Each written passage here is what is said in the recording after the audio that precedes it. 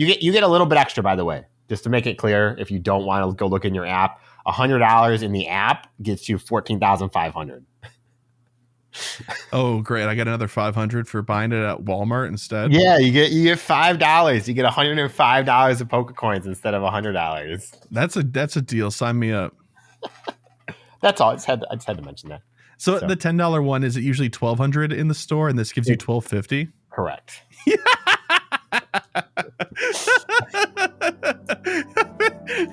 I drove to Walmart to get my extra 50 Pokecoins. It's like defending a gym, but in real life. You're tuned into the GOCast podcast, your one-stop shop for updates, news, tips, and community in the world of Pokemon Go. Thank you for listening. Dynamax is getting bigger with Gigantamax. But does bigger mean better? Is it my mask or Yamask? Time for some research. And more on this episode of GOCast.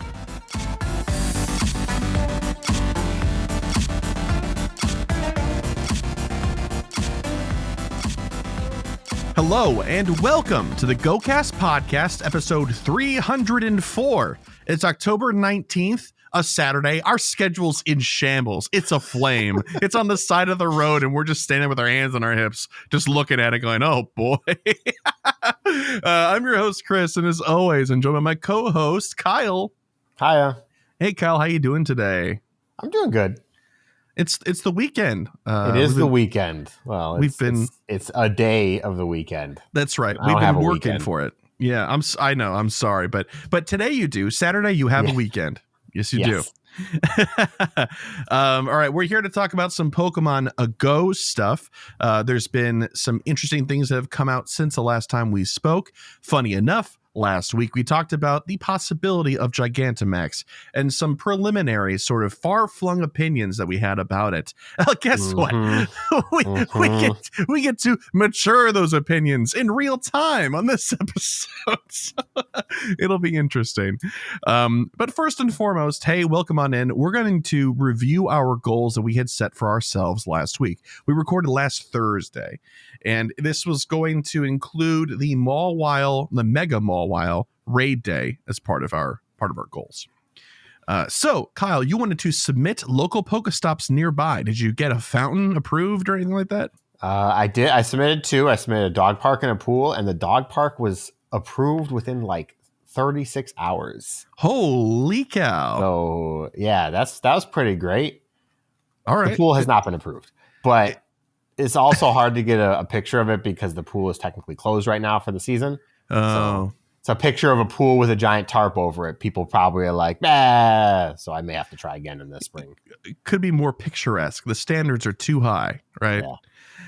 So does it say it's still in review or has it been declined? I haven't even looked because that would require me to go through the Wayfarer system, and I'm like, I cannot be bothered. Yeah, no, that's fair enough. They should really show a summary in app of like your submissions and stuff. That'd be nice. Yeah, that would be nice.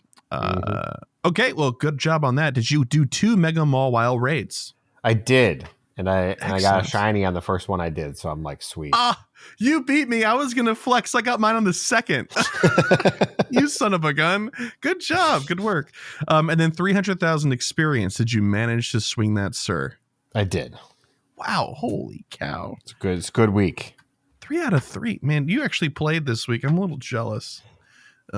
But not because I used my time differently this week. I'll get to that in a second. But 3 out of 3, good job for you, sir. I wanted to do 3 shiny Mawile. I only did 1. I will be super honest with you. This is the first raid day that I didn't buy the ticket. I didn't even go out for it. I just did several remotes from home. I did 3 raids total. I just was not feeling it. Okay. And I've been working on being okay with that. I think that's the key to the longevity of my interest in this game. So just did a few and then got out, right? No big deal. So no on the 3 shiny Mawile. I did get 1. And then this next goal was max out my Hundo Mawile and Mega It. And I did do that. So we're square on that one. 100 eggs, sadly, no. I did like 22, man. I did not wow. play it. I did it's not gotta be your play. lowest total in months. Yeah, I didn't play really that much at all this past week. I've been consumed with other things with my time. Dragon Ball Sparking Zero came out. That's a really good game. I've been playing TCG Card Shop Simulator because brain rot is my bread and butter. Garbage. And then of course, absolute garbage. Of course, World of Warcraft. So yeah, you know how I really want to play Diablo 4. Yeah, it's looking pretty okay, isn't it? Play Diablo 4. I know. But I know that game is good, and then the end game is not so great for some people. It's better now, especially with whatever like the expansion made it more like Diablo 3's end game. Yeah, for better or worse. True that. Depends. Some people didn't like Diablo 3. I did. True that. Yeah. And then this is the last time I'm going to mention it. This is more of a reminder for those of you that have already said you're going to be participating. But our meetup is this upcoming weekend, the 26th and the 27th at Mall of America. It is too late to get your head count in for like restaurants and stuff. Although I'm sure if you show up and we said, hey, we've got 2 more people or whatever, it would not be a big deal. But if you are looking to come out, show up and stuff like that, I'll be posting updates and things on our X account, so you can keep up with where we are and what we're doing if you aren't in the patron Discord, which will be the other spot that updates will be posted. But we're looking forward to seeing everybody. We've got a lot of we have a great amount of RSVPs, and I'm very excited for this year's group. It's going to be fun. The stuff for the treat bags are actually showing up today, Saturday the 19th. Nice. Cutting it a little close, but not as close as other times. Let me tell you, it's not that close. It's a whole week. It is a whole week. So I'm very excited for that. Putting the bags together the day before last time, or 2 years ago. Yeah, I was. That'll be good. I'm excited for this. It'll be really fun. Looking forward to it. All right. Let's move along here. We've got some news to cover, some important, gigantic news, one might say. So let's hop to it. Yo, what up? It's the news. Okay, we're going to front load this news section with the most important thing that we're going to talk about, and then finish with 2 things that I regret we have to talk about. Hey. Well, I mean, like, not really, but like capitalism, man. You know what I mean? Like, All right, so let's talk about Gigantamax, because that's what we teased at the beginning of the episode, and that's the big thing to talk about this week. So we've gotten some breaking news from Niantic on a big splash page, which will be linked in our show notes if you can't find it for some reason. Go big with Dynamax and Gigantamax. Yahoo! Gigantamax Pokemon are emerging in the world of Pokemon Go and special events, and it's up to trainers to band together and battle them. These max battles are unprecedented in Pokemon Go, and it seems that they can only be won when enough trainers unite as a team. Reports indicate that groups of 10 to 40 trainers should be able to defeat and catch these formidable Power Spot bosses. One thing is clear, these are Pokemon Go's biggest challenges yet. Read on to learn the latest yada yada yada. Don't forget, Dynamax Pokemon are now among us. We know that. Yeah, great. That's awesome. Fantastic. All right, so we've got Gigantamax Pokemon. That's the big thing here. What are Gigantamax Pokemon? They are like Dynamax, but it is a form change. And insofar as the battling mechanic goes, they will be much more difficult to take down than the Dynamax versions in max battles. Okay, Gigantamaxing is a kind of Dynamaxing that certain Pokemon can undergo. They take on a different appearance, and there's also in addition to the usual effects observed on Dynamax Pokemon. Pokemon with the ability to Gigantamax can be encountered, battled, and caught through max battles. They can be found at power spots throughout the map. Partner with your own Dynamax or Gigantamax Pokemon to defeat them. So it's very similar. It's like a max battle, just bigger, just more, right? Like with Dynamax Pokemon, you can use candy and max particles to unlock max moves. It works the same way. While a Pokemon is Gigantamax, their first max move is a powerful G-Max move. Each species of Pokemon capable of Gigantamaxing has a unique G-Max move, which may not be the same type as its fast attack. So in Dynamax, whatever your fast attack is, that's what your max move is. For your G-Max move, it'll be whatever the signature move is for that Pokemon. Mm-hmm. Yep. Let's talk a little bit about the max battles now. Any trainer with at least one Dynamax or Gigantamax Pokemon in their battle party can take on max battles at select power spots. Up to 40 trainers split into groups of 4 or fewer can band together to increase their chance of success. Each trainer must use max particles to engage in battle. The more powerful the power spot boss, the more max particles needed. Don't worry, max particles are only used up once you successfully take down the boss, so keep pushing towards victory. They should do this with raid passes. Yeah. They really, really should. Yeah, they should. Other than that, it's the same. Once you're in these groups, it's the same as it was for regular max battles. You battling with them is going to, interact the same thing. If all of your Pokemon faint, you can cheer for folks and all that good stuff, right? For the rewards, you can collect rewards and place one of your Pokemon in the battle party at the power spot. Of course, there's going to be special wild encounters if we put a Gigantamax Pokemon in there. Trainers will encounter the power spot boss and have a chance to catch it. Once caught, trainers can take on even more max battles with their Gigantamax Pokemon, which is like we had no idea. I had no idea. It's the only thing to do with them. Okay, so that was a lot of something to really kind of say nothing. The takeaways are, I mean, how would you summarize the takeaways for that, Kyle? I mean, it's a tier 6 Dynamax battle. Like, that's what it is, really. Yeah.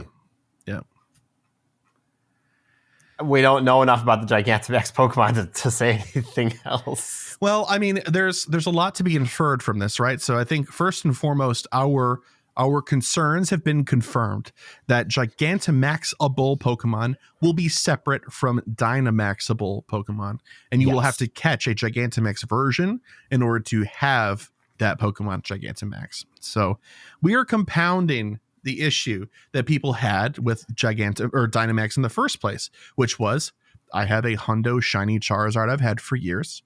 I'd like to use it in this game. I've maxed him out, nicknamed him, third moved him, got the Elite Charge move, TM used, all that good stuff. And now there's a new feature in the game that's the new good thing, fun to do, right? Can't use that Charizard in these max battles. Okay, fine. Well, now I've caught a Dynamaxable Charizard. He's also Hundo because I farmed my mind out, right?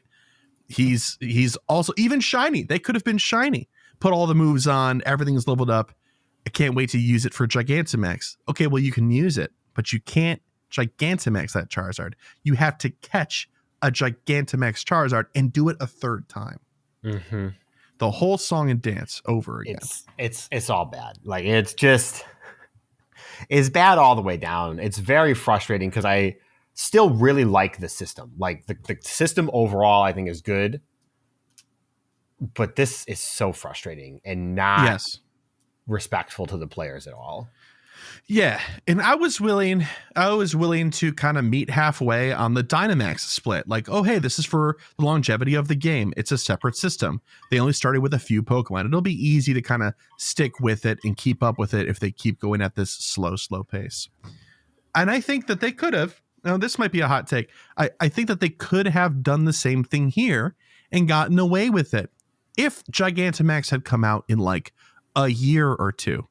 But we've only had Dynamax for like a month and some change. This feels so fast to be making the same ask of us again.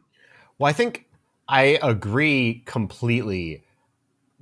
But also, I don't even know if it would have been better if they'd waited either. Because then you spend a year and you're like, wait, I just invested in like these 18 Pokemon to fight different types of Dynamax battles. And now I need to do it again. Yeah. So, like, also, it doesn't help that the pacing is really weird, like, overall. Like, this is really quick, obviously, as you mentioned, but we had Beldum for like 5 days, which is cool. Beldum was awesome. That's great. It's actually a good Pokemon to go after outside of any other uses. It's very good. Unlike Phalanx. Well, I was even going to talk about the starters. Outside of like the Galar starters are not useful right now at all. For example. Yeah. And Phalanx is actually useless. It has no use whatsoever in Go. And we've had it for 3 weeks now? 2.5 weeks? and it's harder than Beldum was. Like, Yes, it is. It's significantly much more difficult than Beldum is or was. but I think a big reason for that is you don't have good counters. You know, Beldum, you actually had a Charizard right there, and Charizard is a good Pokemon. And I think that's the biggest thing. Well, that's the second biggest thing. We haven't talked about the biggest thing for me yet. The second biggest thing for me is you don't have many options right now. You want to do a Gigantamax Charizard? I hope you have a large group of friends that all have level 40 Gigantamax Blastoise. Or, sorry, Dynamax Blastoise. Because that's your only option. Yeah. Doesn't matter. Well, And like, Sobble, I guess, too, right? yeah, but Sobble is just worse, I think, than Blastoise without signature moves. Even like if you just look at in a vacuum. That's right. That's right. Yeah, because even though the fast move is the one that matters for the max move, the charge moves that you throw out, that damage over the course of the battle, because it takes a while, adds up. It is meaningful. And I also could be wrong. I haven't actually looked, but Blastoise is thicker than Inteleon. Inteleon's pretty glassy from my memory. Yeah. So like that will make a significant impact too, because you can't revive like a regular raid battle. Oh yeah, definitely. Yeah, I think that's the rub, man. That's 100% it. And I mean, I think that they're hanging their hat on this being sort of like a newer experience. And this is actually something else I want to push back on a little bit. Hey, folks, I know we're being very critical right now. I want to just stop and take a breath before we even continue this and say, like, I'm excited to do these. I am still excited to do them. It'll be cool to do the group activity and stuff. And once we talk about the event, the first event that these will make a premiere debut in, you'll see why, because it's on our meetup. So we'll actually get to do hands-on with a group. But there are difficulties around that, and we need to talk about those as well. So the next bit that I was going to say is that they're probably hanging their hat on this being a brand new sort of fun experience with saying 10 to 40 trainers are able to defeat this.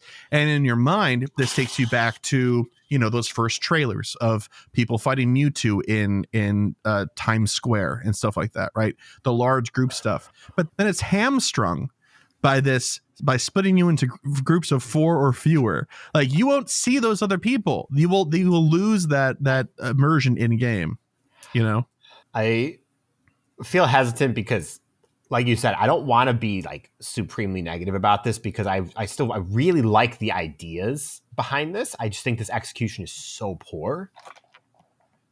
But first off, this is not Mewtwo. This is Charizard, Venusaur, Blastoise.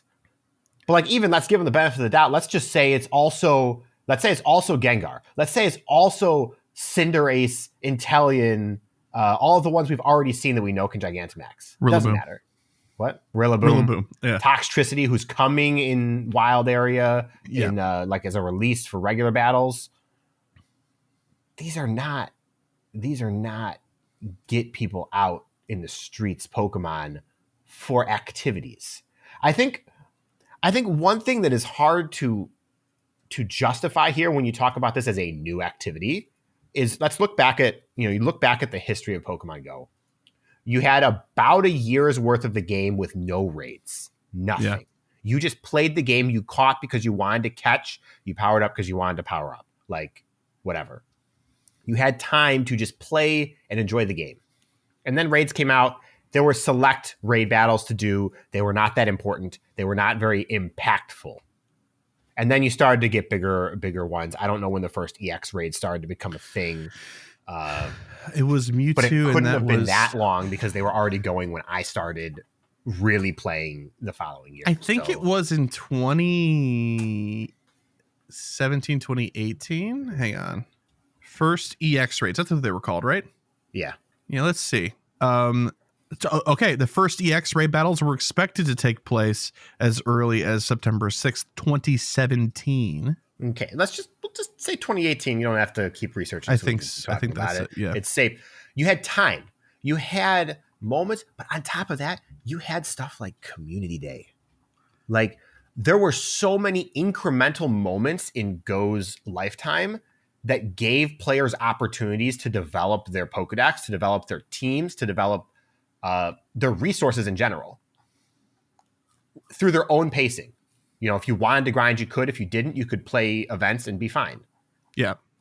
But now this whole feature is dropped on everybody. You have to start from zero. You can't grind as much as you want to. And you don't have like choices. You know, I can't do a Charizard or I can't do a Charmander raid right now. The max battle. No. They're not in max battles. It's only Score Bunny. So like, what am I doing right now? And so that feels really bad because I'm expected to spend these resources without having any time to accumulate them in that regard. Without having any time to get a good Pokemon to invest in. Yeah. You know, I'm expected to have done it already.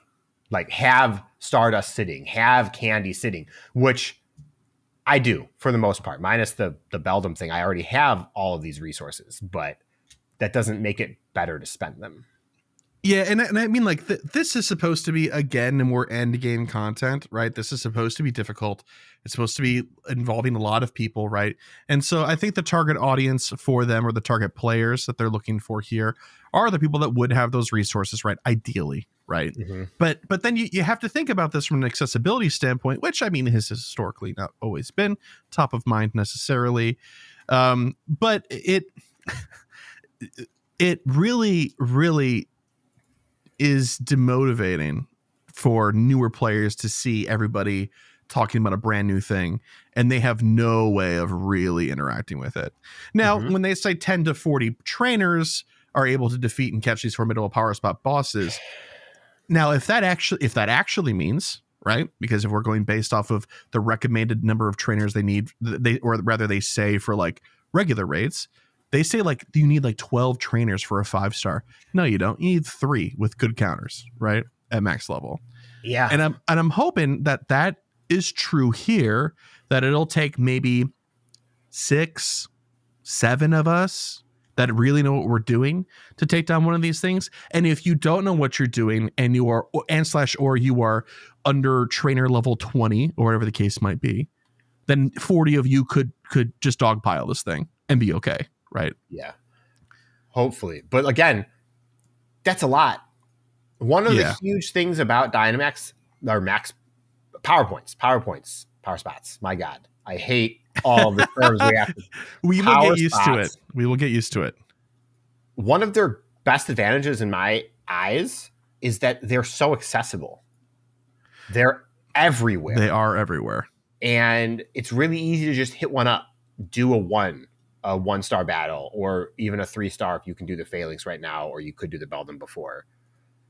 Now, could you imagine how bad it's going to feel to drive around or walk around your neighborhood and like 3 of your 5 power spots are 6-star Gigantamax battles? Yeah, especially for this event that we have not yet covered. I'm sure they will be boosted. Yeah, and like, you know, it was a great feature at first because it sounded like it was going to be good for a lot of rural players. I thought the whole point of the feature was to replicate the feeling of raids in Scarlet and Violet and Sword and Shield. Having 4 people that you have to coordinate with and use actual skills was a huge positive. But now that you're saying no, dogpile it and everybody use a max attack instead, what's the point of max guard and max spirit now? I don't know. like even if we do it with 7 people, let's say we go, you know, next week, spoilers, and do it with 7 people, none of us are probably going to use max guard or max spirit because our goal is going to be to beat it as fast as possible.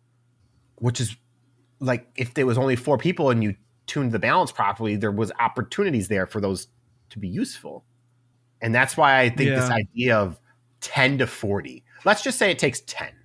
Like, let's say they're bottom line 10. This is terrible. Is doing a Gigantamax battle the best thing you want to do with 10 other Pokemon Go players?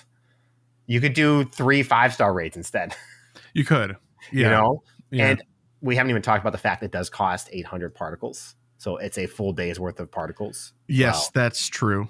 More or less. Effectively, yes. And again, everybody is at a I believe Sarah Amanda left the voicemail. Everyone's at a different journey of their particle collection. whenever you get to a raid. You know, everyone's got one solid piece of a raid pass, but you all may walk up and maybe you've done 400 particles today. They have 500. No, they have 0. You know. Yeah, the amount of prep that it would take is like walk up, go do that. Yeah. Well, I mean, you could. You would have to buy a max particle pack. Yeah, and that feels bad. Of course. Even compared to the free raid system we currently have, which is not very good, but it's better than that. I mean, I think the free raid system is fine. You know, for a mobile game, I mean, one free raid a day if you go spin a stop and it's in person or a gym, it's fine. It's fine. It's fine. But it's especially good when juxtaposed to this for the same reasons that you're saying. Yeah, I don't know. I don't know. Yeah, the excitement. I want to just say, hey, I'm very excited about this because Gigantamax Pokemon are cool. Having a Gigantamax Pokemon is going to be cool, but the usability of it afterwards, the logistics of getting it done, will have some issues. And I think these are the sort of issues that people call out for other features. It's just being amplified with this one because there's going to be more people involved. Mm-hmm. Yeah. I really, my number one, I guess I didn't actually specify it. If you didn't guess, my number one issue with this is the 10 to 40 players for the raid battle. 100%. It's absolutely unacceptable of a concept, even if it doesn't execute in the same way. Even if we are able to do it with like 7 or 8 people. Yeah. That's going to be 7 or 8 people that spent Stardust to power up a 12, 11, 10 Charizard or Blastoise or Venusaur or whatever you end up using. Yeah. That feels bad. That's a lot of Stardust somebody just spent there. It's very, very true. We should let's talk about the next news piece because it's the event that includes the Gigantamax Pokemon, and then we can continue. Or is there something else? One thing I want to say. It's a positive, maybe once we see it happen. And I think you mentioned it, although I keep scrolling and can't find it. But if you leave a Dynamax Pokemon, not Dynamax, a Gigantamax Pokemon at a power spot to assist in battle, apparently it can make Pokemon spawn around the power spot. Yeah, that are Dynamaxable, I think. That are Dynamaxable. Yeah. So that's cool, maybe. Like it really depends. Like that's a huge asterisk there because that could be a great feature or it could be a 1 spawn per day useless feature. You know, it kind of need to see. I wonder if let's say that you and I do a Gigantamax battle and we win, right? Mm-hmm. And there's like 3 Dynamax Pokemon in that power spot, and then you leave a Gigantamax Pokemon in there, and then I don't. Will I also have a chance to catch a Dynamaxable Pokemon from the spawns around that, or are they personal? I'm going to assume you will as well. I really hope so. Yeah, that'd be awesome. That is such a huge like exponential scaling of urban play where there's a lot of power point. Like that's insane. Yeah, if it actually works effectively, it's a cool feature, but I worry about it. So I felt it was worth bringing up and talking about. 100%. Yeah, I mean, all of this is very interesting. Not just because it's new, but because, again, like we had kind of talked about with the Dynamax system in general, it is playing with the paradigms that we've been taught for this game across several subsystems of how to play. And this is going to be yet another permutation of that change. So it's a handful for sure. But let's talk about the first Gigantamax debut here, which we've pretty much talked about this almost in its entirety, but let's do our due diligence all the same. Go bigger with Gigantamax Pokemon in new max battles. Trainers Venusaur, Charizard, and Blastoise are making their Pokemon Go Gigantamax debuts, and these max battles are unlike anything ever seen. It appears that these Gigantamax Pokemon can only be defeated when enough trainers unite as a team. Reports indicate the groups of 10 to 40. Of course, trainers are able to defeat and catch these formidable power spot bosses. When? Saturday, October 26th at 10 a.m. to Sunday, October 27th at 8 p.m. local time. Happens to be our meetup period, and we'll be in one of the best places to play. So this is going to work out great. We did not know, for you conspiracy theorists out there, we did not know. Camo, looking at you. Gigantamax debuts, of course, in 6-star max battles. Gigantamax, Venusaur, Charizard, and Blastoise will all be available. And then lastly, of course, In the Go web store for $7.99, there's a 6 max particle packs thing that you can buy that is 4,800 max particles. So you could probably like spend $8 and do like 6 of these. Yeah, just about. Yes. So and then you'll be all set. I wonder. No, I think I just answered my own question in my head. What I was going to ask was, I wonder if you don't collect any max particles, right? And let's just say you're at 0 and you haven't collected any that day, and you buy this pack, and so now you're at 4,800. You can't collect anymore because you're past the 1,000 cap, right? But you can spend. No. They are items. You have to use them. It doesn't give you 4,800 immediately. It gives you 6 max particle packs that each give you particles, I believe, when you use it. Oh, that's 800 a piece then? Yeah. Okay. I could be wrong. See. I will buy that next weekend for sure. So yeah, me too. We will find out. But I'm pretty confident that I saw that online from people who have bought it. Okay. If I'm wrong and somebody else knows, you can let me know, but we will probably find out before we read it at that point. So instead of it being a lump sum, they're more like stim packs. Yes. Okay. Which is sense. why they specify 6 packs and individually. That's true. That's if it fair doesn't enough. work that way, I have your same concerns. Okay. For sure. Okay. I do. Well, then we'll put a pause on that then, and then we'll come back to it. My thinking was going to be, if it is a lump sum, then if after you deplete to under 1,000 again, are you still able to collect your max particles for the day that you didn't collect before? I'd imagine so, but you never know. But anyway, that's it. That's it for the news around Gigantamax and the first debut of the 3 first Gigantamaxable Pokemon, Venusaur, Charizard, Blastoise, because of course they are.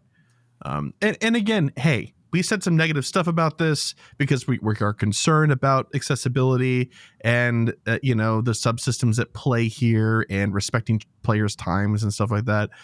But Gigantamax Pokemon are really rad. So if you can swing it, you should go give this a shot. Just try it. They're cool. Yeah, they're definitely cool. They are cool. They just don't have a use. You're going to use it to fight more Charizard.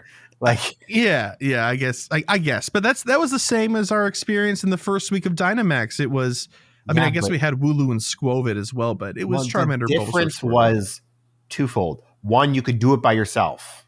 Yeah.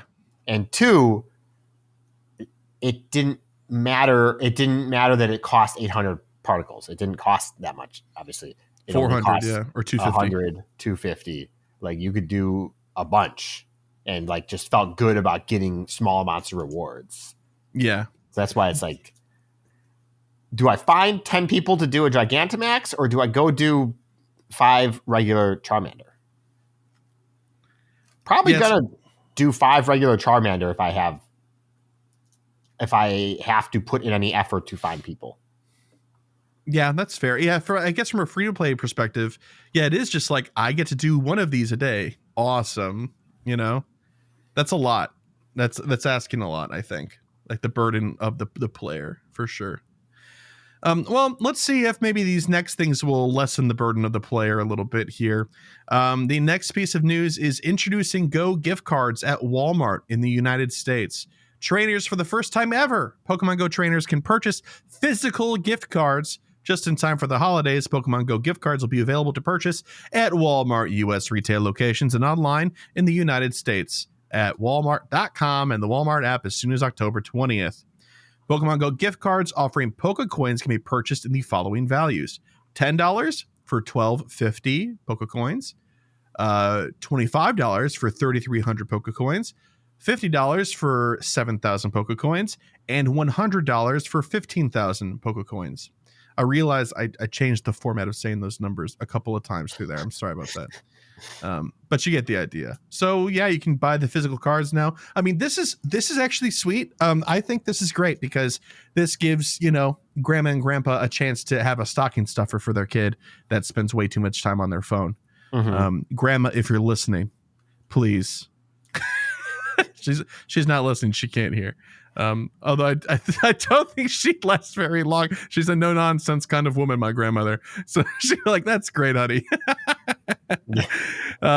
So there's that. There's really not a whole lot to say about that unless we want to have a great conversation, a meta conversation about marketing and capitalism. But this is not that show. I think it's funny that it's broken down in some bundles you can't buy in the store. Yeah, there's no 25 or 50 bundle in the store. So. There's not, but in the world of gift cards, these are the standard pricing tiers. Yeah, just like why is it $40 and not $50 in game? You know, it's because whatever that point was that coins puts you at a spot to pull you to another purchase. Yeah, but I feel like they do the same thing here. They just like you get a little bit extra, by the way, just to make it clear. If you don't want to go look in your app, $100 in the app gets you 14,500. Oh, great! I got another 500 for buying it at Walmart instead. Yeah, you get $5. You get $105 of Pokecoins instead of $100. That's a deal. Sign me up.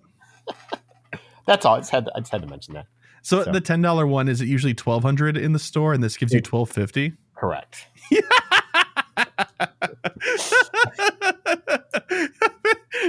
I drove to Walmart to get my extra 50 Pokecoins. It's like defending a gym, but in real life. If you were to buy the $20 and the $5, you would be at 3,050. So you'd get an extra 250 coins. Oh, that's nice. That's big. So yeah, that's and I'm not going to do the math for the 50 because it's no easy way to do it. No, you keep your math to yourself, okay? I'll keep my capitalism based sorrow over here. Oh my word. Interesting though. So I mean, the image of the cards, they're kind of cute. They're fine. It's a Pokemon item, so of course the marketing is on point and the packaging is great. I think this is a good thing. I mean, people look at this like, oh, money grabby sort of stuff. No, I think this is an accessibility thing and a use case thing, and I think it's completely fine. I mean, I think it's more than fine. I think it's great, and people are gonna maybe laugh at me for saying that. I think a lot of people forget what it's like to be a kid. Yeah. And not having your own money.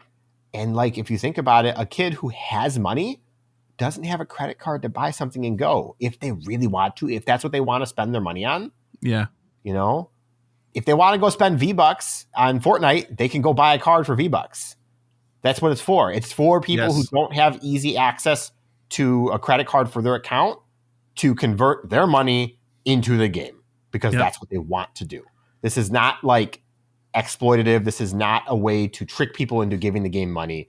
They have other systems for that. Don't worry about that. It is just a way for people who don't have access to it in the game to be able to do it. It's a way for an adult to get their kid something in the game without being worried about putting their card in the Play Store or something like that too. Yeah, right. Or even buying them like a Play Store gift card or an App Store gift card, and then they don't know what that kid is spending that money on. It could be something else that you didn't intend. This is a good, safe way of doing it. You know? Yeah, it's good. It's a great gift. It just is positive. Yeah, I agree. I didn't think of the whole like Timmy from down the street, like, oh, that my neighbor gave me a $50 bill for mowing his grass the past month. Oh, no, that's 7,000 Pokecoins at Walmart when I go with mom to help with groceries. You know what I mean? Yeah, and obviously people are like, well, why don't you just ask your parents to do it and give them the money? Not everyone has that kind of relationship with their parents, guys. No, they doesn't work like that. No, and some parents, their parenting strategy, and it depends on the age of the kid and where they are and what they're like, right? Like sometimes them earning their money through chores and stuff like that and then making their own financial decisions with that money is a learning vehicle, a very popular one, right? So anyway, look at us talking like we have kids. I'm very surprised this didn't exist before. Yeah, it is a little weird. 8 years to do this? Yeah, it is a little weird. They got to watch Fortnite do this in 2017. Like, I'm just kind of surprised it took this long. That's all. I don't think they wanted to catch the same smoke that Fortnite got for their stuff, though. Yeah, I mean, I'm just saying, like, a lot of games have done this. I'm just using Fortnite as the obvious example, but right, it should have been a no-brainer at some point. Yeah, so, it definitely seems like it in retrospect. I think you're right. I like it. Doesn't affect me at all, and I like it. So, Well, anyway, there's one more piece of news here. Walmart PokéStops. So while you're there buying your Pokemon Go gift cards, you can also experience the joy of spinning a brand new stop at your Walmart Supercenter. Love it. Yeah.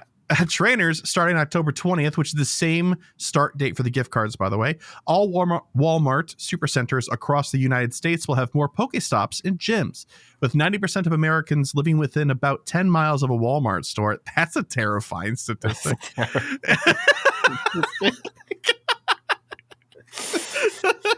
Yeah.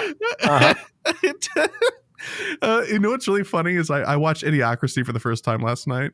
I'd never seen it before, man. so this news is hitting a little bit different for me. The added Pokestops will improve availability for your Pokemon Go adventures by offering additional hubs for gathering and catching Pokemon with your local community. So because we don't hang out at malls anymore, y'all, let's go hang out at your local Walmart Supercenter. Play Pokemon Go. That sounds right. Okay. I mean, are you processing? What's going on? It's so funny to me. First off, like, this is great. Cool. There's a Walmart right down the street from me. It's like, whatever. But I get it. It's a sponsored stop. So whatever. But like, yeah, Starbucks as a sponsored stop makes a lot more sense because Starbucks is supposed to has this idea and this presence of a community that it tries to build wherever it is, even if whether you want to say it's true or not. Walmart is like the exact opposite. Yeah, Walmart ain't my third place, brother. Yeah, and it's like there's already like a joke amongst a lot of the community that Walmart is the best place to play because the parking lot crimes? Because spawns are based on cell traffic. And a parking lot like Walmart generates a lot of cell traffic. I know people who go to Walmart parking lots for Spotlight Hour and they catch 600 Pokemon in an hour in the parking lot. Yep. So like, it's just funny. Like, I'm not going to complain that these stops are being added. Why would I do that? That's silly. But I can't not laugh at the idea behind it for sure. Yeah. I mean, of course, more stops is better because, again, accessibility. I'll always bring it back to that. But yeah, it is leaning into the meme a little bit, isn't it? Yeah. I hope it's more than one stop per Walmart because Walmarts are so large. Yeah. You could have one like at the entrance and then one on the other side of the store. Get people to walk through and buy their groceries. Like, yeah, I would wonder if, because like most Walmarts, because they're built, they don't reacquire a location and then fill it out. They build them from the ground up, more or less. Yeah. And the footprints are remarkably similar, right? Maybe flipped horizontally or whatever. But I wonder if there's going to be a consistent layout for these stops, like one at each entrance, one in the back, maybe a gym in the middle or something like that. Like, I would love to see a bunch of screenshots comparing them, for especially similar sized Walmarts. Yeah. And like, also, this is so worth mentioning. Niantic's marketing team must be really good because they must have some great statistics to show Walmart and the Walmart family to like make this deal. Yeah. So, yeah. I bet they could also be like, they're already in your parking lot. What if we can get them inside your store? Yeah. I'm sure that was the pitch, right? It got to have been. Well, but also I'm sure they have to show statistics of like how many people have interacted with a Starbucks Pokestop in the last 30 days and stuff like that. Yeah. You know? Yeah. Like, yeah. Bring back the Pokemon Go Frappuccino, man. Oh my God. No, raspberry is long gone. It's bye-bye. Oh, R.I.P., man. Yep. It's okay. We're getting a cranberry orange refresher. Oh boy. Have you tried it yet? I have. I tried. Is it good? It's not good. Oh no. It's a lot more cranberry than it is orange. So if you like cranberry, you might like it. Yeah. I think it genuinely tastes like cough syrup. Yeah. Like unironically. All right. I spit it out. Oh no. Like in a wine tasting. You're so classy, Kyle. Oh my God. Oh my gosh. So cultured. Our Walmart stops, everybody. Well, Walmart stops. All right. That's it for the news. Thank you very much. We're going to take a quick little break here. When we come back, it'll be Pokélore time. And we're back with Pokélore. And this week we're doing Yamask, the spirit Pokemon, Cofagrigus, the coffin Pokemon, and Runagrigus, the grudge Pokemon. Grudge Pokemon? Okay. Yeah, the grudge Pokemon. Like that movie. Yamask has a great dex entry. Okay. Yamask is a shadow-like Pokemon holding a golden mask that has a face from its time as a human. It has 2 shadowy tendril-like arms and large red eyes. It also has a small tail-like appendage that holds the mask. Yamask is capable of speech when possessing a human, but not in its regular form. Due to it being a human long ago, Yamask retains its memories from before it became a Pokemon. It becomes furious when the mask is lost or taken away. If someone wears the mask Yamask carries, they will become possessed by the Yamask in question. Sometimes it looks at this mask and cries, apparently in longing. Oh. Yamask is known to wander the ruins of ancient civilizations.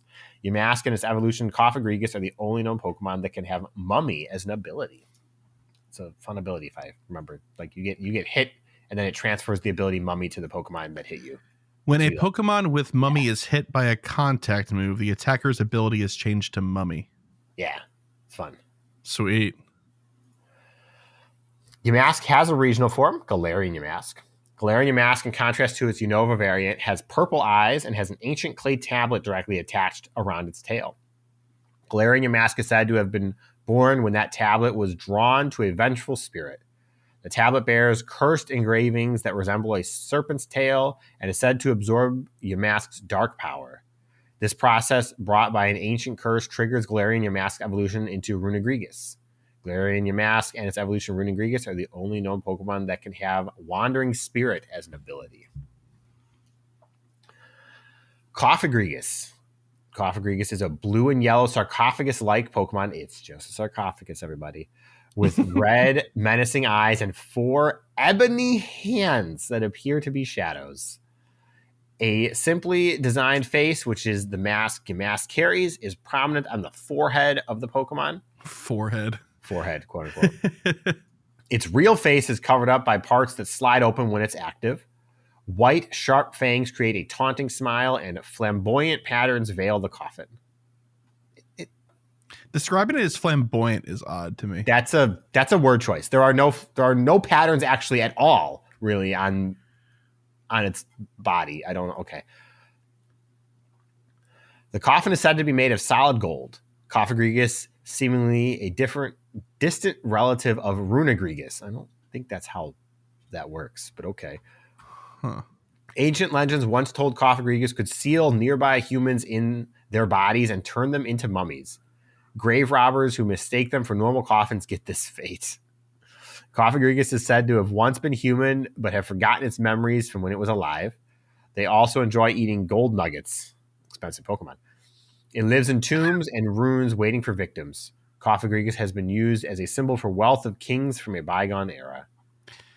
So I'm trying to think of, I looked up the definition of flamboyant, like the actual definitions, right? Sure. There's 2. Of a person or their behavior tending to attract attention because of their exuberance, confidence, and stylishness. Yeah. And similarly, especially for clothing, noticeable because brightly colored, highly patterned, or unusual in style. Or 2, for architecture, of or denoting a style of French Gothic architecture marked by wavy, flame-like tracery and ornate decoration. I think they're going for the brightly colored thing. Nope. And I kind of disagree. Someone needs to go contact Bulbapedia and tell them this is wrong. It's wrong. Well, it's just like, it's not necessarily, it's not right. It's wrong. I see what they're going for. Veil the coffin. Go look at Cofagrigus. There's nothing flamboyant about the patterns. Straight lines and then gold and blue, which I love, but there's barely a pattern on it. Like, yeah. Okay, we're going to continue. Okay. In a fantasy sequence depicted in Raid Battle in the Ruins, an episode of the anime, Cofagrigus is shown to be able to open its body like a sarcophagus. What? I never would have guessed. Never in a million years. Runagrigus is a Pokemon composed of an oblong, irregularly shaped clay slab with an outline of a stylized serpent with sharp teeth painted onto it in red. Two sections of the slab at the upper left and upper right side, along with a piece bearing the serpent's head and a small piece bearing the tip of the image's tail, have broken off and are held in place by shadowy black tendrils that form its arms, neck, and tail respectively. The tail fragment also resembles the piece carried by Galarian Yamask. It has 5 black fingers on each hand, which extends from the end of the fragments, forming its arms. It is a single purple eye located in the same spot as the painting's eye. Runegrigus seems to be distantly related to Cofagrigus. I think so. Yeah, that's probably a safe bet. Runegrigus was formed from a painting imbued with an ancient curse, which was activated by absorbing the spirit of a Yamask and brought the painting to life. Anyone that touches its shadowy body will have the memories behind its painting's creation forced onto them. Whoa. All right, now on to some stats. Max CP 40 of 2273 and a 50 of 2570. I should say, by the way, this is just for Cofagrigus. I think Runerigus has slightly different stats. So just a PSA. Best moveset for Cofagrigus, Shadow Claw with Dark Pulse and Shadow Ball. And I think, base stats too. Oh, I'm sorry. I skipped the base stats. The base stats are 151 stamina, 237 defense, a lot of defense. Yeah. And 163 attack. It's a really high defense, especially for a ghost type Pokemon. I remember Cofagrigus had some play in Great League. I feel like something got nerfed or changed and it's not as good anymore. But it having Shadow Claw instead of just Hex is huge. Yeah, let's see what the rankings have to say about Cofagrigus. Yeah, pull him on up. We love it. He's not doing too hot anymore. 143 in Great League. What about Runerigus? Boy. 87. Oh, wow. It learns Brutal Swing. That's probably a pretty significant bit there. So yeah, Runerigus. And then let's see, do they even show up? 54 for Runerigus in Ultra League. Obviously, it has to be like level 47 or something like that. Yeah. 114 for Cofagrigus. Man, Cofagrigus got done dirty. I don't know what happened, but for sure, yeah, that one used to be the better one. That said, Yamask and Cofagrigus are such great Pokemon. I love them so much. Yeah. Galarian Yamask and Runerigus are so lackluster. Very true. Like, it makes sense. Like, they're the like one chunk of rock and then the evolution is all of them together. But like when you actually think about it, it doesn't make any sense. Why did it evolve to then have the complete stone tablet?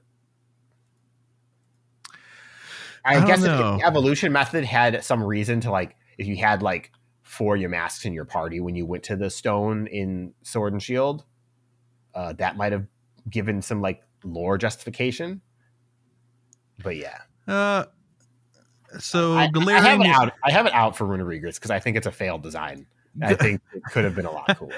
Galarian Yamask is said to have been born when that tablet was drawn to a vengeful spirit. It is said to absorb Yamask's dark power. So it would make sense for the more evolved, powerful form to have more tablet, I guess. But like, Runerigus was formed from a painting imbued with an ancient curse. So like, Runerigus was formed without any relation to Galarian Yamask evolving. It's kind of like the confusing part of its Pokélore here. Yeah, it's almost like it was a separate Pokemon. Yeah, it's like it's 2 separate Pokemon that had like a split evolution without having a base form type of thing. Why does Galarian Yamask turn into Runerigus? It doesn't really make sense. You're asking they feel like forms. They feel more like forms where Galarian Yamask is like the incomplete form or the 10% form like Zygarde, and Runerigus is 100%. That's fair. And that's why I don't particularly like it that much. It feels weird. I'm going to shoehorn this in really quick because we're talking about ghosts. We have it's not a retraction, but it's an additional piece of information that we forgot to share last week and that we should have said at the beginning of the show. It was pointed out to us that we forgot to mention that for Mankey Community Day, thank you, Triptando, for Mankey Community Day, when you evolve not only from Primeape into Annihilape, you get Rage Fist, but also Mankey into Primeape, you get Rage Fist as well. We've seen this a couple of times, like the Charge-a-Bug scenario, so that's cool. So for whatever that is worth, probably some PvP play that we are unaware of, that's a big deal potentially. So heads up on that. But okay, that was Yamask and Koffagrigus and Runerigus and all that other gusses. Yep, awesome. Yeah. Great. Then let's why don't we just keep it going here and hop into PokéPoll. Last week's PokéPoll was, what is your favorite Halloween-themed Pokemon and why? First one's from Carlo, and he said, any of the Monster Hunter Pikachus, but especially the Rayquaza head Pikachu. Rayquaza's red lips make it look bloody, while Pikachu's innocent face peers out, unknowing how metal it is to wear the head of a legendary Pokemon. So true. So true. So weird. It was such a weird... Oh, man, I love it. Sarah Mena said, the Halloween Charmander was pretty good, the one with the Cubone skull. Mm-hmm. In the same set, Squirtle with Yamask top hat was pretty dapper, too. The Bulbasaur, though, I guess they all couldn't be winners. Squirtle with Yamask top hat is top tier costume Pokemon. I think it's amazing. It's not super Halloween-y for me, but although it has the mask, but I love it so much. I think the Charmander is superior. Yes, as a Halloween one, I agree. Yeah. Trotando said Mimikyu costume Pikachu, obviously called Mimichu, one of the most forgotten and underrated Halloween costumes. We probably still won't get Mimikyu in Go this year, so I'll be sure to look at this Pokemon a couple times extra instead. Yeah. Sounds like you really like Mimikyu, Trip. So Mimikyu's great. Everybody loves Mimikyu. Mimikyu's okay. I think Mimikyu's okay. I hope we get to see it soon, because now that we've got form changes coming with Morpeko, like Mimikyu has a form change as well from but like it's giga busted. If it has usable moves, it will break whatever league it's allowed in. It's basically a free shield for whoever brings it. If that's how it works. Yeah. Well, I mean, that's all it does in the Go is it stops one hit. So like, yeah. Or main series game, I should say. So I don't know. It doesn't have any, like being broken doesn't give you different stats or anything. It only does something when it breaks. It just makes the head part just lopsided. Yeah. What if it just blocked the first quick attack? It would be useless then. Yeah, it would. You'd save 2 damage out of 100 and something. Woo! And they'd still get the end. True. Oh, geez. All right. Next one's from Rythan from Spotify. And they said, hey guys, Rythan here with my 7-year-old Rydan, real name. We both agree our favorite holiday themed Pokemon is Spiritomb. Yeah. I remember battling against it back when I played Platinum. The struggle left me branded with how epic this Pokemon can be. My son brings up the anime episode where Spiritomb possesses Ash. Very Halloween. Lastly, it has an excellent shiny. Best of luck to you. Agreed. All points. Love it. Such a great Pokemon. Theming, shiny. Oh, yeah. The lore is so good. The 108 soul stuff is so sweet. Yeah, and while it's not technically Cynthia's ace, being on Cynthia's team makes it quite a challenge for anybody who was getting there for the first time. Yep. Especially because it didn't have a weakness back then. Mm-hmm. Last one's from Donkeyton via Spotify. They said Drifloon. Just Drifloon. The fact it takes children from their bed and takes them up to a mountain and leaves them to die is so disturbing, but really cool at the same time. Also the shiny. I don't have to say anything else. The shiny is in my top 10 shiny list. It completely changes. Special shout out to Zorua for being so cool. Yeah. Yeah. Good answer. Love Hard Drifloon. to disagree with the golden balloon. Yeah. Got a minor correction though. Drifloon is too small to pick up the children. It wants to. Drifblim is the one that picks them up. Drifloon looks like an innocent balloon being held on by a child. It makes the lore even better. I think the Drifblim can carry adults. I think the Drifloon struggles but can carry very small children. I think that's what it is. Okay. I feel like the deck said it couldn't lift children, but I am also positive that because there are so many different versions of these dex entries that probably both of those exist. Both versions of that exist. Yeah. All right. This week's PokéPoll is, what are your Halloween plans, Pokemon related or otherwise?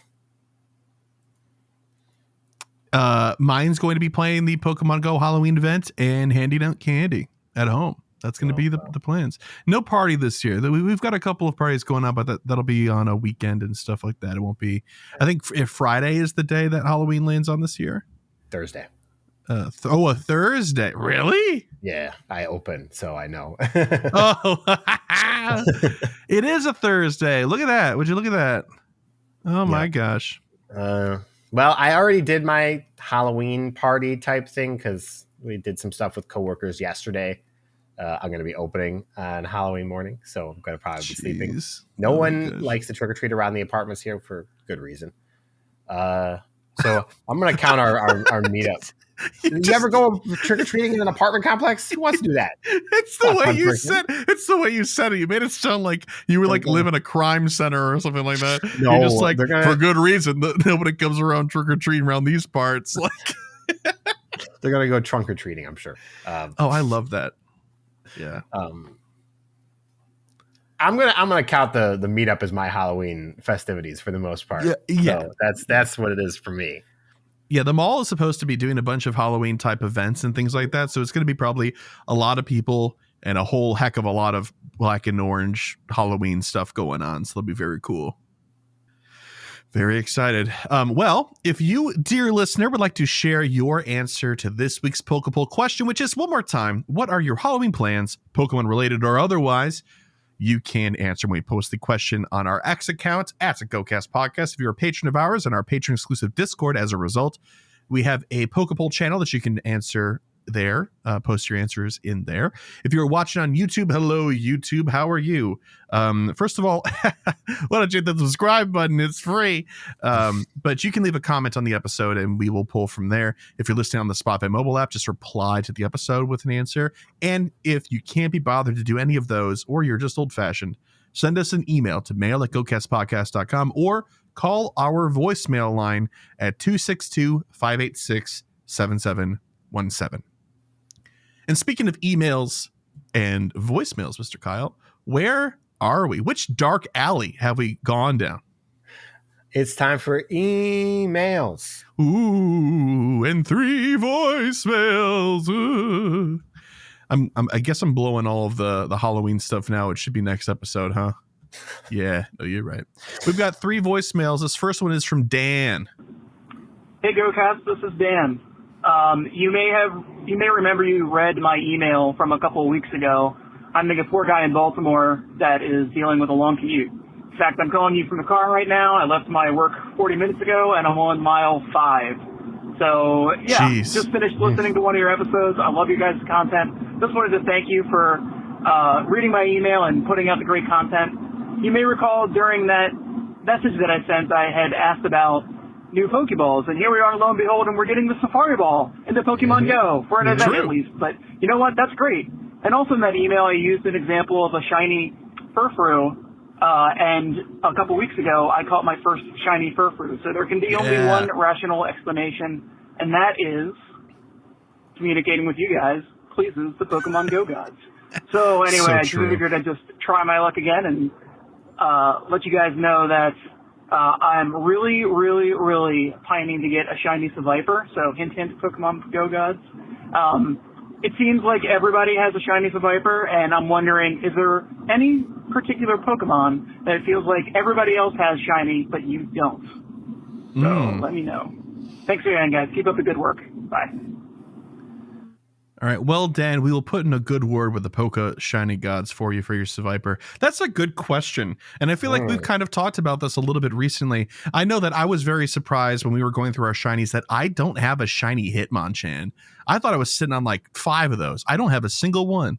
Oh man, I gotta think about it. I don't know off the top of my head. Do you have a Furfrou yet?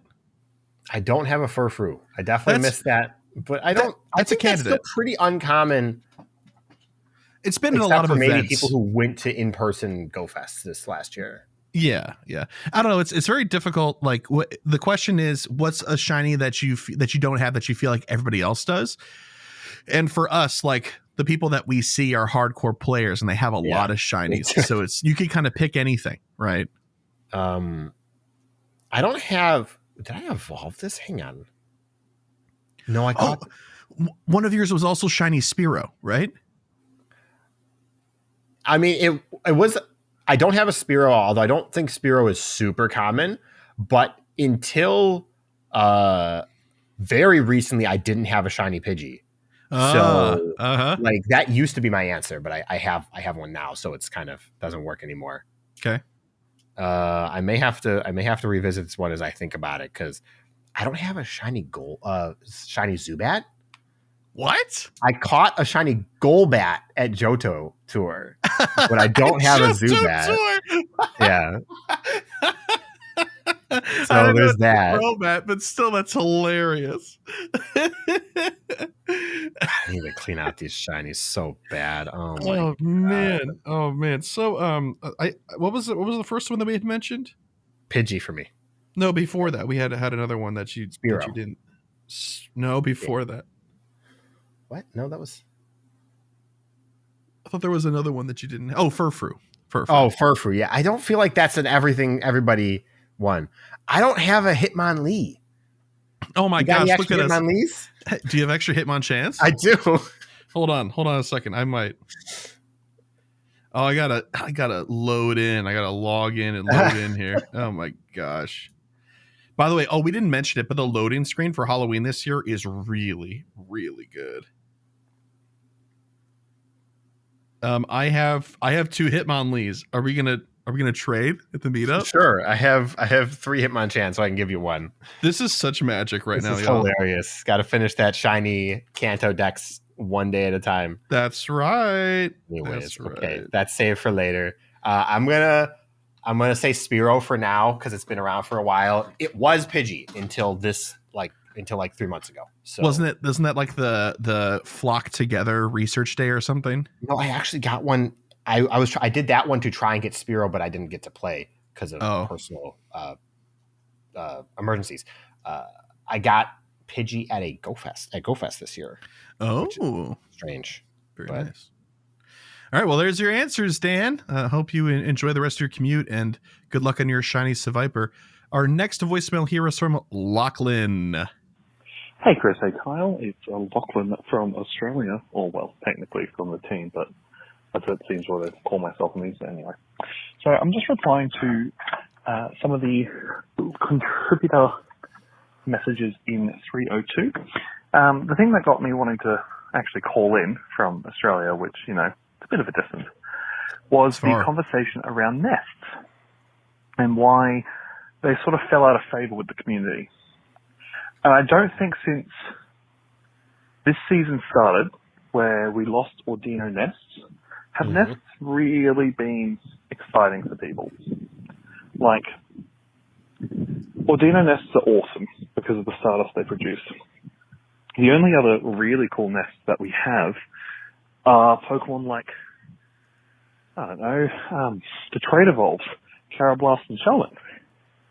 And they're cool to see, but just the other nest spawn pools, they sort of get diluted by the events that we have every other day, and they're largely Pokemon that are then featured in events throughout the season. So, say now that we've just finished the Rocket Takeover event and the aforementioned attached event to that, which was the Galarian Adventure. Now, if I see a wild coughing or a coughing nest, I'm probably not going to engage with it. Yeah. Because of how prolific those spawns are during event windows. So, I'd love to see an event where Niantic say, right, Pokemon and nests have a higher chance of being shiny for the next 3 days. Lure modules activated in the event nests will be more efficient. Now, because we used to go to nests. We used to have to do EX raids and gyms to get EX raid invites at nests. So I think what the community needs to get nests exciting again is to have Pokemon in nests that don't spawn anywhere else in the game. Like we had Aurora and Tyrant nests, but they were hemispherically exclusive. And now you can just get them whenever you want with Moongeist Beam or Sunsteel Strike. So they need to do more about rarer Pokemon. Like, I'm sure people would go mad for Dratini nests. And I don't think Dratini is that of a demand Pokemon anymore that it would break the game. Anyway, just my 2 cents. Would love to hear what you have to say about what Pokemon you'd like to see return to nests. Right. See you guys in a couple of days at Mall of America. Bye. Yeah. Very excited to see and hang out with Lachlan in person. I think that nothing negative about it. I think, Lachlan, you are too granular on the issue, in my opinion. The fact that like Niantic doesn't really address nests at all anywhere in game, and that if you didn't go out of your way to, you wouldn't even know they exist, is part of the biggest problem with nests functionally. Yeah. That's it. An event where anything spawning at a nest is modified in some way to be beneficial to players is great. Love it.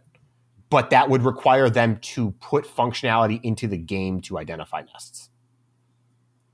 I need a way to know, looking at my map, I am in a nest. I don't need to know what is the nest. I don't need that information like handed to me. I just need to know they exist.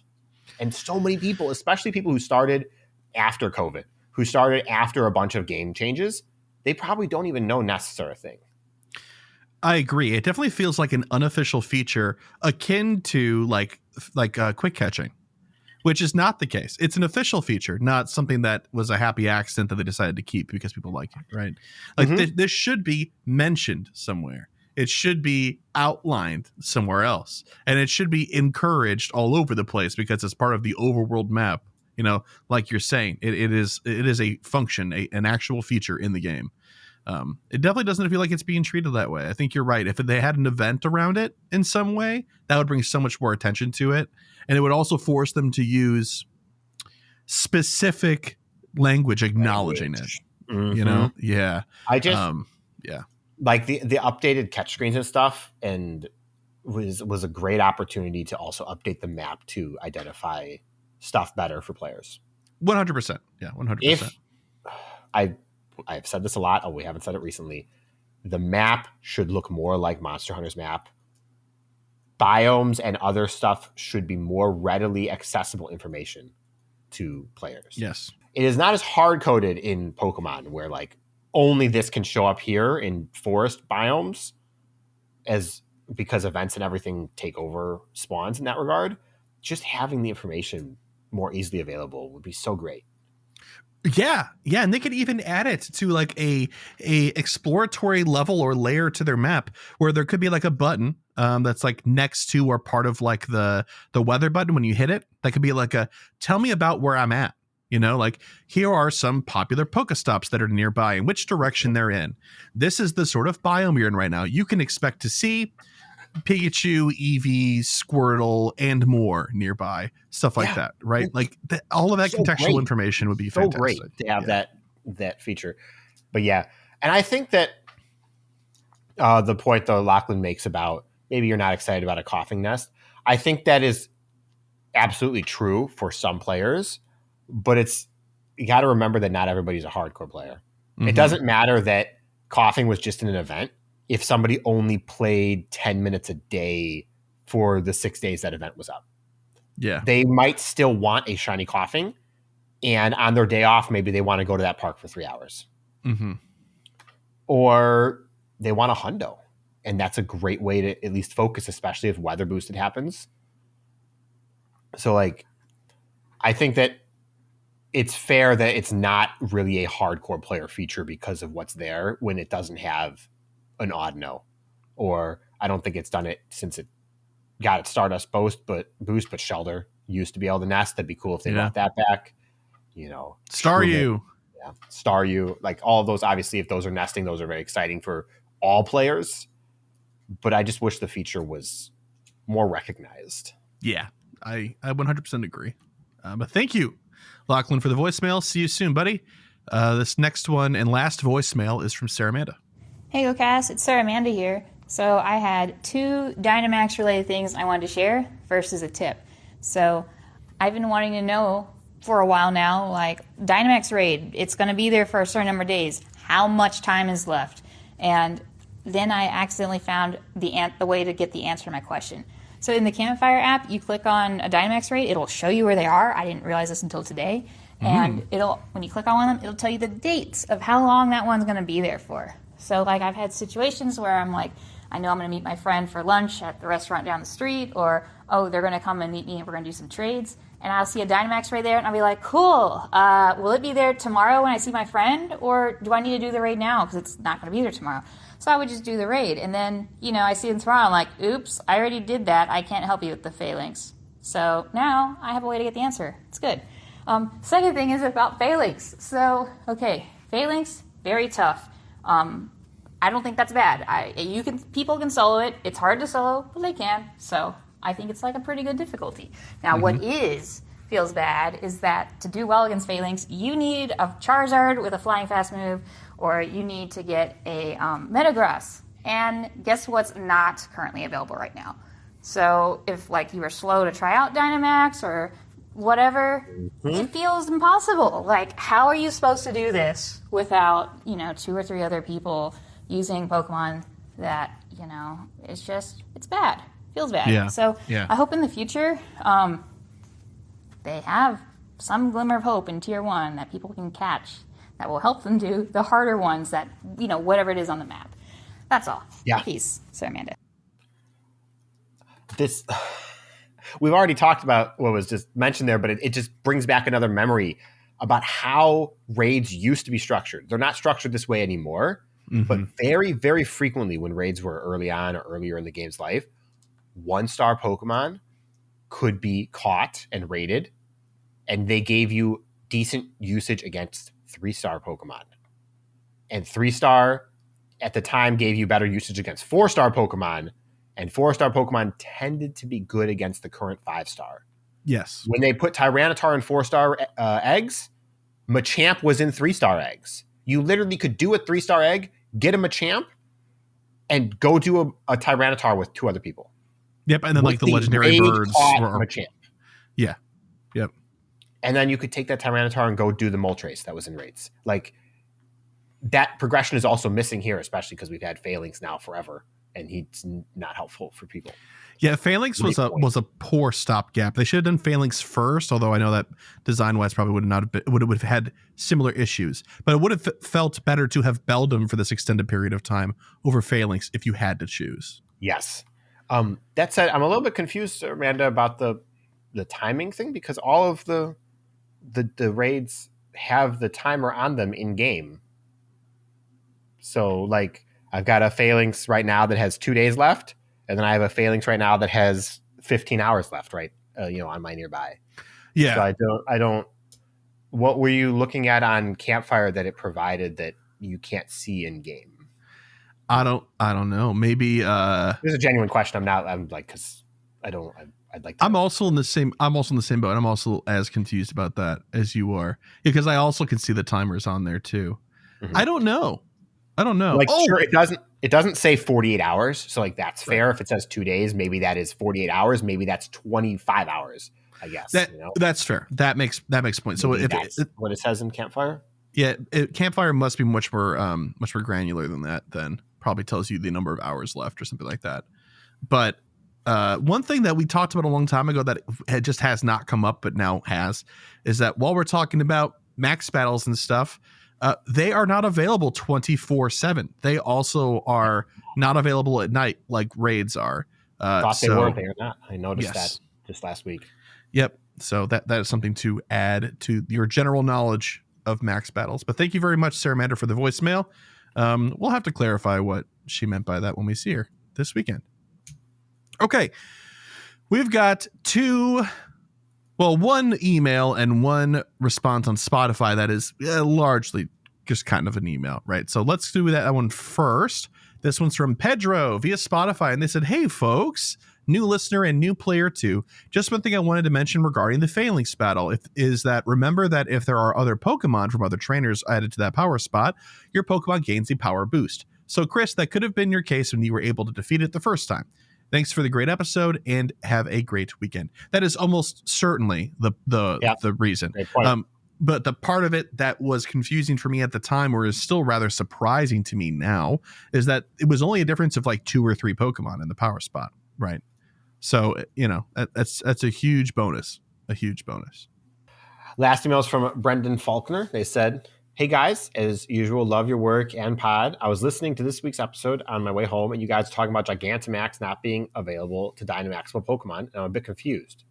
So if I understand correctly, the 4-star Dynamax Charizard I powered all the way to 50 is useless because now I have to hunt a Gigantamax Charizard.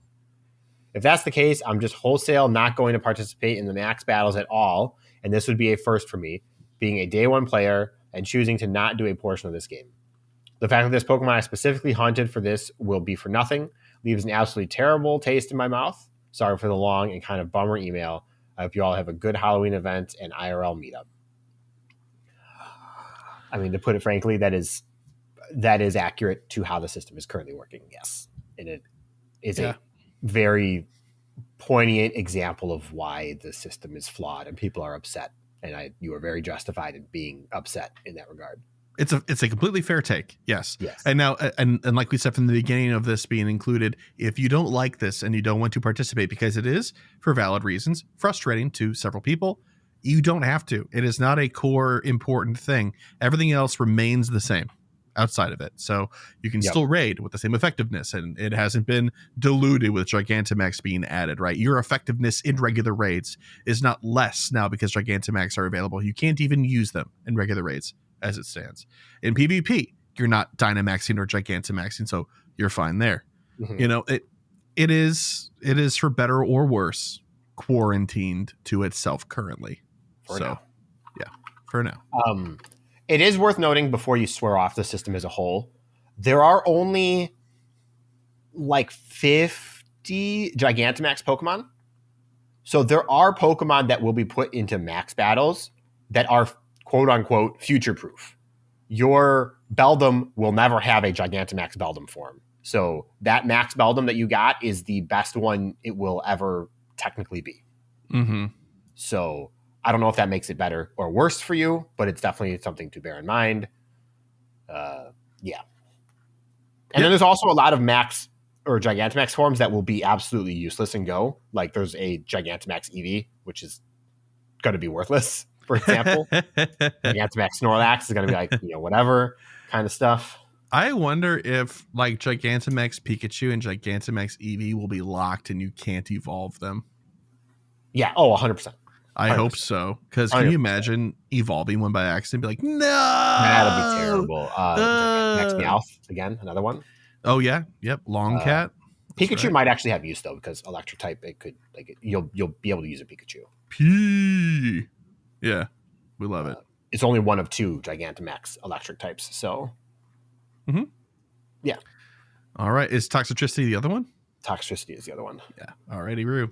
Okay, well, that's it. Thanks so much for the emails, voicemails, and comments we received from folks this week. We appreciate you all very much. If you'd like to send us an email, again, you can send it to mail@gocastpodcast.com. Visit our website for all things GoCast at gocastpodcast.com. Follow us on X. Our account there is at GoCast Podcast. We're also on Threads at GoCast Podcast. You can find us on whichever side of that coin you tend to land on there. If you'd like to help support our show and help us fund things like, the meetup and when we travel stuff, be able to hand things out and all that good stuff, you can help support us and our show on Patreon. That's spelled patreon.com/GoCast Podcast. And speaking of patrons, shout out to our Elite Trainer tier patrons. I believe this is you this time, Mr. Kyle. It is. Yahoo.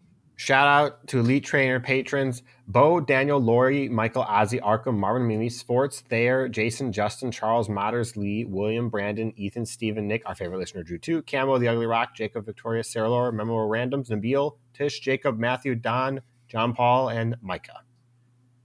Nice. Mika, very nice. Right, Mika? I think. Micah. Okay. You nailed it the first time. Dang it. Okay. Yeah. Thank you so much to all of our Elite Trainer tier patrons for their generous support, for helping us keep the digital lights on, in addition to the goodie bags that we're making right now for this weekend. It'll be fun. All right. And if you don't have monetary support you're not interested in doing that, or you've already done so, or are still looking for a really top-notch way to help the show, you can, of course, leave us a review. We got a new one from Flippy Flip this past week, and it's titled Hamburger. I like hamburgers. Oh, I forgot this podcast isn't about them. Well, I still like Pokemon too, so 5 stars. I feel similarly I also like hamburgers. They're great. Hamburger. Right. Let's set some goals and get out of here. We will have Yamask Research Day. It's actually 9 minutes underway right now. We're going to go do that right after this show. So keep that in mind for your goals. Kyle, what would you like to do this week? All right. I want to get 6 shiny Yamask. I didn't specify which, although I'm going to hope that they're Galarian. Yeah. I'm going to great buddy my Rowlet. I best buddied my Necrozma, my Dawnwings Necrozma. So Nice. This is my last best buddy to finally do the shiny. Nice. Giraffe. Woo! Yeah. So just 280 more hearts or whatever, and then I can Awesome. finally be blocked by Kecleon for 6 years. You're so freaking far behind, man. Oh my God. Well, I mean, I'm far behind on that one. I'm caught up on most other things, sort of. Yeah, that's the only masterwork research I have right now. Okay. So Okay. everything else is I got 2 rockets. I got the Chansey one. I've got the Galar Calling, which is technically a rocket at the moment. And then I have the level 48 challenge. The level 48 challenge? Oh, 48 challenge. What's that say? It's not- Defeat it's not- Team it's Go defeat Rocket Team Leader Rocket. 14. Oh, yeah. Okay. I understand. yeah. So, anyways, and then 400,000 experience. So, All right. Those sound good. For myself, 6 shiny Yamask as well. I don't care which one. I mean, I want them to be Galarian, but it can be either one for the purposes of the goal. Max a Beedrill. I'm going to max out my Hundo Beedrill and make sure that they're all set, ready to go for maxing if I need to. Mega-ing if I need to. And then I'd like to hatch 50 eggs. I'm not doing so hot right now, but I'm about to go out and play. And I think we're going to record earlier this week. So I'm setting the threshold a little bit low. yeah. Next episode, let's be real here, is probably going to be pretty short. Yeah. We will have a couple of things to talk about news-wise, I'm sure, but it'll be a shorter show because only a few days, and then we got to turn it around before the meetup. So there's that. Okay, and with that, we'll see you guys in episode 305. Thanks for listening all the way through. Bye-bye. Bye.